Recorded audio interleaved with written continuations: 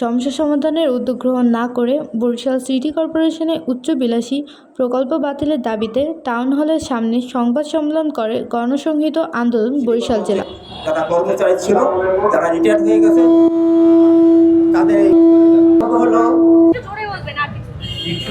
384 কোটি টাকা পাওনা হলো সিটি কর্পোরেশনের দেনা। সিটি কর্পোরেশনের দেনা হলো 384 কোটি টাকা। তার ভিতরে ঠিকাদাররা পাবে 300 কোটি টাকা, আর বিদ্যুৎ বিভাগ পাবে 64 কোটি টাকা, আর বাকি 20 কোটি টাকা পাবে চাকরিচ্যুত অথবা যারা অবসর গেছে তারা পাবে। আর আরেকটা হ্যাঁ, মামলা করছি অলরেডি। সেটাই বলে যান ওইভাবে না। এই যে আমরা আপনি রিট করছেন না প্রকল্পের বিরুদ্ধে, আপনি তার দুর্নীতির বিরুদ্ধে করছেন কিনা? হ্যাঁ,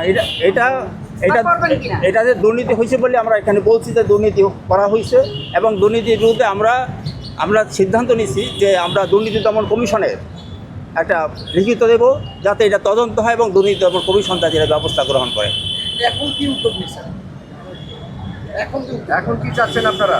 এখন আমরা যেটা চাচ্ছি, প্রথমত হলো ওই প্রকল্পটা বন্ধ করতে হবে।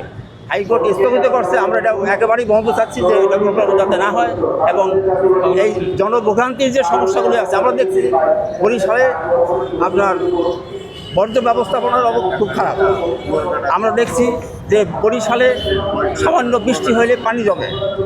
আমরা দেখছি বরিশালে 5 নম্বর ওয়ার্ড, সিটি কর্পোরেশন 5 নম্বর ওয়ার্ড এবং রসুলপুর নামের যে জায়গাটা সামান্য জোয়ার হলে সেখানে ভাসে, অথচ কোনো পরিকল্পনা সেখানে নাই।